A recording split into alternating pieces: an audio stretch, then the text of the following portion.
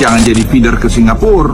Kita harus bisa juga ekspor dari Indonesia. Nah, kita cari partner. Ningbo salah satu partner kita yang kita akan mainkan, sehingga nanti Kuala Tanjung itu bisa langsung ekspor tanpa mengirim kontainer ke luar negeri, tidak perlu menjadi feeder dari Singapura.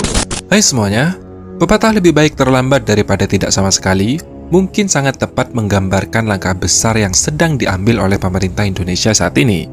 Melalui kebijakan baru ini, kita akan menyaksikan sumber pendapatan ekonomi baru, sekaligus membuka fakta yang mengejutkan tentang bagaimana negara tetangga kecil kita selama ini mengambil keuntungan sumber daya alam Indonesia tanpa modal spesen pun.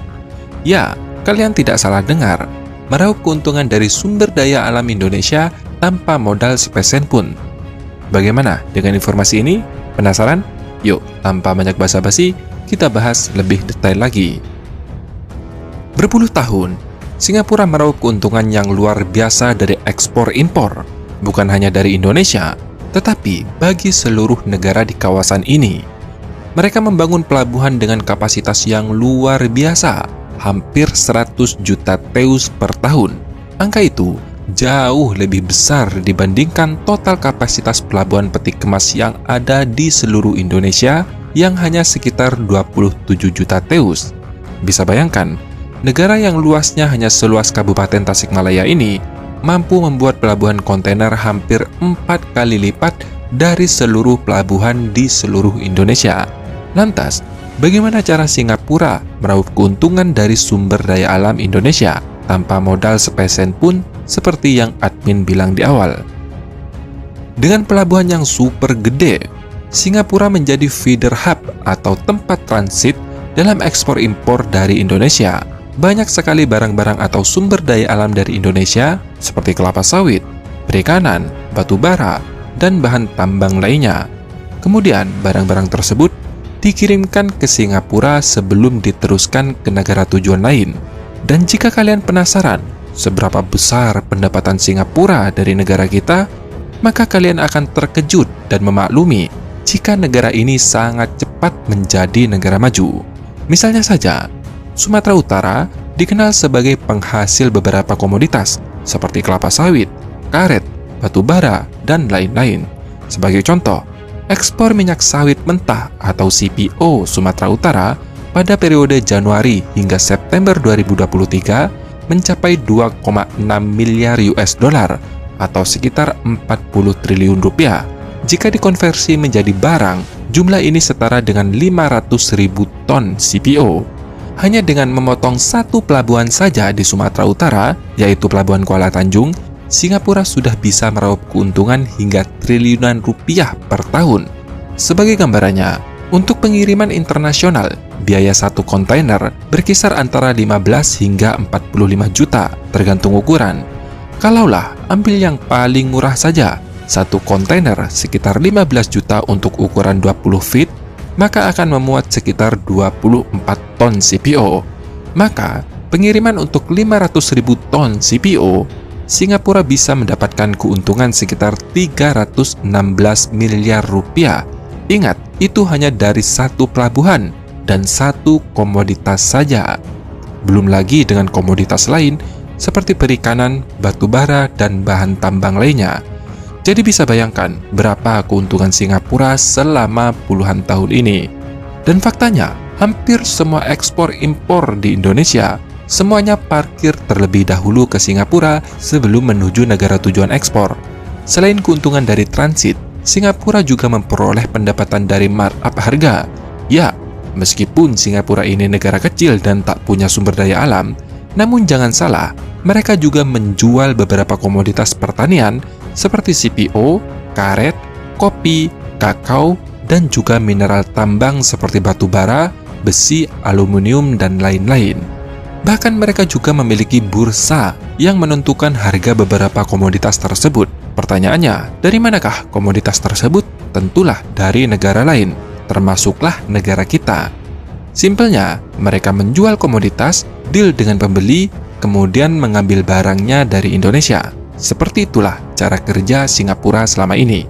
Inilah yang admin maksud di awal, bagaimana Singapura meraup keuntungan dari sumber daya alam Indonesia tanpa modal spesen pun.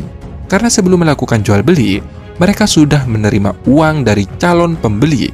Maka dari itu, di video admin yang sebelumnya, langkah hilirisasi yang diambil Indonesia sebenarnya menjadi ancaman yang serius bagi ekonomi Singapura, karena dengan hilirisasi, mereka sudah tidak bisa lagi menjadi pihak ketiga dalam kegiatan ekspor-impor dari sumber daya alam Indonesia. Kenapa? Ya, jawabannya karena sudah dilarang ekspor. Dengan begitu, Singapura kehilangan perannya sebagai pihak ketiga dalam rantai pasok ekspor-impor dari Indonesia. Dengan fakta ini, maka tak heran jika media asing, termasuklah media dari Singapura, sering melakukan kampanye negatif terhadap kebijakan hilirisasi Indonesia dengan dalih perusak lingkungan. Semua itu sebenarnya hanyalah omong kosong, karena faktanya eksploitasi sumber daya alam Indonesia selama ini, bahkan sudah berpuluh tahun, tidak pernah mendapatkan sorotan dari media-media asing. Tidak percaya? Coba saja lihat batu bara yang sudah puluhan tahun ekspor mentah hingga detik ini. Ada nggak media yang dari Singapura mengulas hal ini? Ada nggak CNA atau media Eropa dan Amerika seperti DW, Reuters, BBC, ABC, CNBC, dan lain-lain mengulas tentang hal ini? Jawabannya jelas tidak ada. Semuanya pada diem. Kenapa? Karena mereka masih mendapatkan keuntungan. Nah, selain itu, di pemerintahan yang baru ini, Luhut Binsar Panjaitan yang saat ini menjabat sebagai Ketua Dewan Ekonomi Nasional mengumumkan bahwa Indonesia akan membuka jalur ekspor baru langsung ke Cina tanpa melalui Singapura. Salah satu langkah konkretnya adalah memanfaatkan pelabuhan Kuala Tanjung yang ada di Sumatera Utara sebagai hub utama untuk ekspor ke pelabuhan Ningbo yang ada di Cina. Pelabuhan Kuala Tanjung dipilih karena memiliki lokasi yang strategis, berada di Selat Malaka, salah satu jalur perdagangan internasional yang paling sibuk. Letaknya ini membuat pelabuhan ini sangat efektif untuk kegiatan ekspor-impor. Terminal pelabuhan Kuala Tanjung pun juga lumayan besar, sekitar 600.000 TEU. Sedangkan pelabuhan Ningbo merupakan salah satu pelabuhan terbesar ketiga di Cina. Pelabuhan ini terletak di tepi pantai Laut Cina Timur yang berfungsi sebagai pintu gerbang penting untuk perdagangan internasional. Dan pelabuhan ini juga merupakan bagian dari jalur intim atau jalur sutra abad 21 yang menghubungkan Cina dengan berbagai negara di dunia. Selain itu, pemerintah juga akan mengalihkan jalur ekspor-impor nasional melalui Selat Malaka yang menghubungkan jalur perdagangan internasional dengan Alki-II. Selat ini juga merupakan selat yang ramai, sekitar 36.000 kapal per tahun, dan memiliki potensi besar untuk mendukung perdagangan langsung ke Cina dan Jepang. Ekspor melalui Selat Makassar sudah dilakukan secara bertahap sejak 2020. Ekspor pertamanya dipimpin oleh Presiden RI ke-7 yaitu Bapak Joko Widodo, dan kala itu pelepasan ekspor yang dilakukan secara serentak dari 16 provinsi secara hibrid dengan melibatkan 132 perusahaan. Nah, kesimpulannya, langkah pemerintah Indonesia untuk membuka jalur ekspor baru dan memberlakukan kebijakan hilirisasi adalah sebuah langkah yang berani dan sangat diperlukan untuk mengamankan kekayaan dan sumber daya alam bangsa kita. Dengan begitu, tentu akan mengurangi Singapura yang selama ini menjadi pihak ketiga Indonesia dalam kegiatan ekspor-impor. Dan jika jalur pelayaran ekspor ini terwujud, maka Indonesia memiliki peluang yang lebih besar untuk menjadi pemain utama dalam perdagangan internasional, atau setidaknya untuk jangka pendek, kita mempunyai kedaulatan untuk sumber daya alam kita sendiri.